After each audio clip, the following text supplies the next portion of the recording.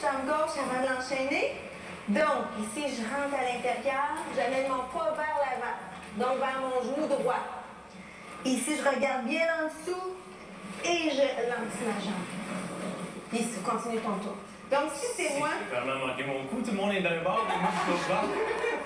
Je pense que la capoeira est arrivée au Québec un peu comme elle est arrivée ailleurs dans le monde. Donc, c'est soit un Brésilien qui est allé s'installer à l'étranger, qui a comme ouvert son école, qui a présenté la capoeira aux gens là-bas, ou quelqu'un d'un peu beaucoup passionné qui l'a connu en voyage ou qui l'a connu à travers d'autres façons et qui l'a ramené ici. Elle a à peu près 15 ans au Québec. Faut toujours savoir s'en sortir. Écoute, quelle fin... Mais qu'est-ce qui attire les gens à faire de la capoeira? Les Québécois, entre autres, qu'est-ce qui nous attire à faire de la capoeira? Je dirais que pour moi, personnellement, c'était beaucoup le côté culturel, le fait que c'est un art qui est à découvrir. Il y a plusieurs sphères dans cet art-là. On travaille la musique, on travaille l'aspect plus dansé. Et en même temps, qui c'est un art, qu'il s'agit d'un art, ça sert aussi à faire un style de vie plus centré sur le devoir. 3. Alors, sais-tu que c'est magnifique, hein? C'est comme une... Oh, allô? Moi, c'est Geneviève.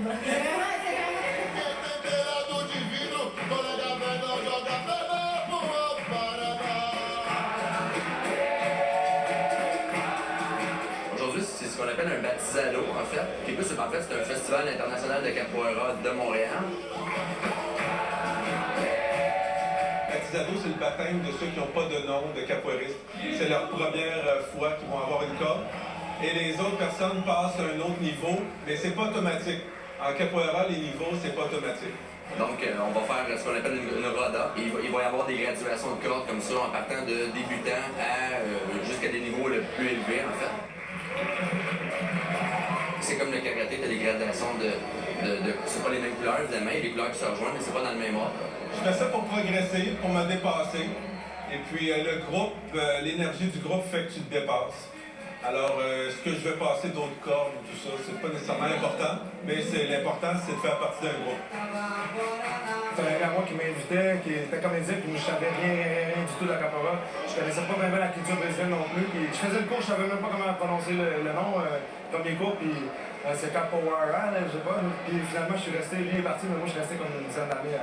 Et à partir de 4 ans, on commence à essayer de pousser les enfants, et ça peut aller jusqu'à la mort. Il vient de parler d'un élève qui a 60 ans, qui est là. Hein? Il vient de commencer dans le capoeira aussi. Il n'y a pas d'âge pour commencer. Pour moi, c'est un art martial. Il n'y a personne qui pense que la capoeira au Brésil, c'est une danse. Tout le monde connaît bien, tout le monde sait de où qui vient la capoeira, tout le monde connaît qu'est-ce qu'un capoeiriste est capable de faire.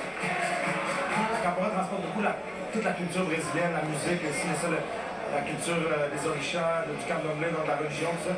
C'est sûr que c'est quelque chose qui est super fondamental au Brésil, même s'il y a des hauts et des bas dans la popularité, mais c'est vraiment intégré dans la société. Je vis avec la capoeira, je travaille avec la capoeira, et j'ai toujours besoin de crier, j'ai toujours besoin de continuer à donner des formations et apprendre aussi. Parce que j'ai pas arrivé dans un endroit que j'ai arrêté d'apprendre, j'apprends tous les jours.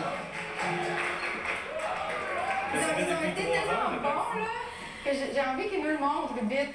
OK, attends, là, j'ai besoin d'espace, mets-toi là, mettons, on se fait pas mal, OK?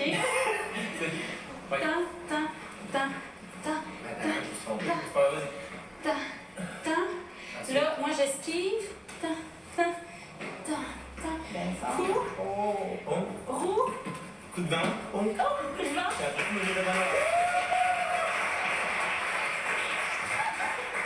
Maintenant, ce qu'on va faire une petite roda de capoeira. Donc, on va jouer 2 par 2. Évidemment, comme n'importe quoi, quand c'est fait par des pros, ça a l'air tellement facile, ça a l'air fluide, c'est pas compliqué. Fait qu'on arrive pour le faire, après, on se rend compte de toute la difficulté de cette danse-là.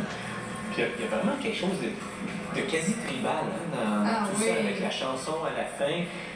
C'est beaucoup plus qu'une danse. Moi, je venais ici avec une idée que c'était une danse, un tango, un merengue. Bon, je ne savais pas trop. Mais grosse surprise. Grosse surprise.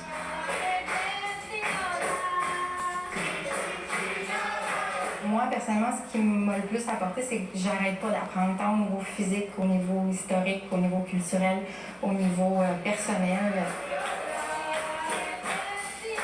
T'as un filet d'appartenance.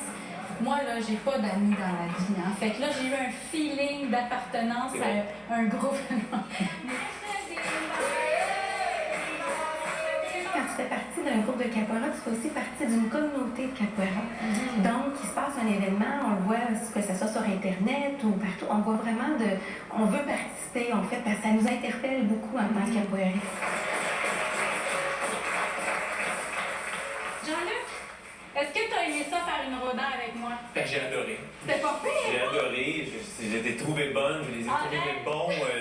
Tout Non, ce qui mais était. c'est gênant quand même, mais j'aimerais ça t'amener à une vraie roda parce que je pense qu'il y a un événement bientôt où il y a une vraie roda d'organiser dans un parc de art. Ça te tente-tu?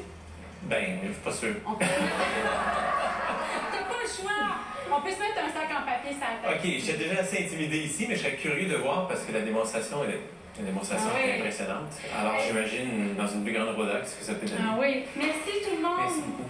Je te vois là, Jean-Luc. Les jambes, là, les hanches, là, ça lève plus. En tout cas, ça lève, là, mais J'espère que ça va T'es-tu finir. prête? Oui. là, c'est le moment de vérité. Oui, c'est le moment. Salut! Allô! Bonjour, groupe!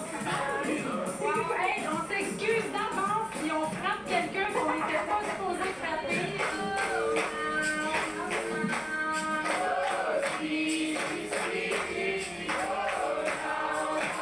Quand on forme un cercle et on chante, on peut des fois sentir l'énergie passer au travers de nous en jouant. C'est quelque chose de spécial qu'on arrive là, qu'on arrive à le sentir.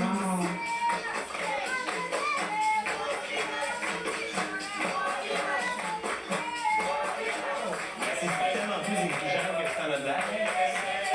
Tellement plus dur que ça en a de l'air. C'est extraordinaire à regarder. Moi, j'en parle de une de mes mains et de ma voix aussi.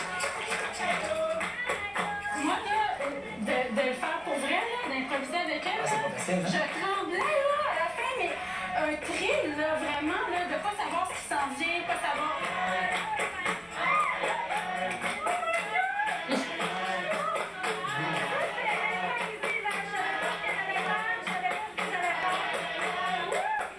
Ben, moi, j'ai trippé, mais j'ai été dépassé par les événements. Là. On a de l'air bon là, au ralenti, là, mais en vrai, c'était très bon. Hein?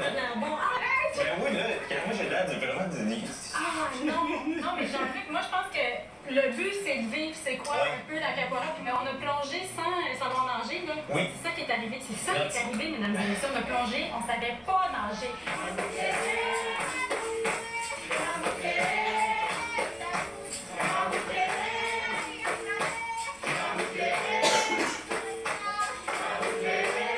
C'est sûr qu'ils ont leur force et leur faiblesse, chacun d'entre eux. Donc, c'est de se lancer dans les mouvements.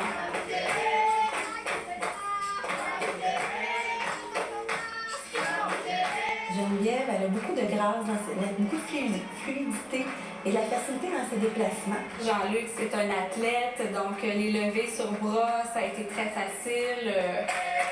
C'est agréable à faire et c'est pas seulement des chorégraphies, le moyen d'improviser à partir de mouvements de barre qui existent. Alors, beaucoup d'anticipation par rapport à l'adversaire, principe d'autodéfense, qui est agréable à connaître aussi, puis avec une game de fun qui sont très aidants aussi. Belle découverte, vraiment une belle découverte.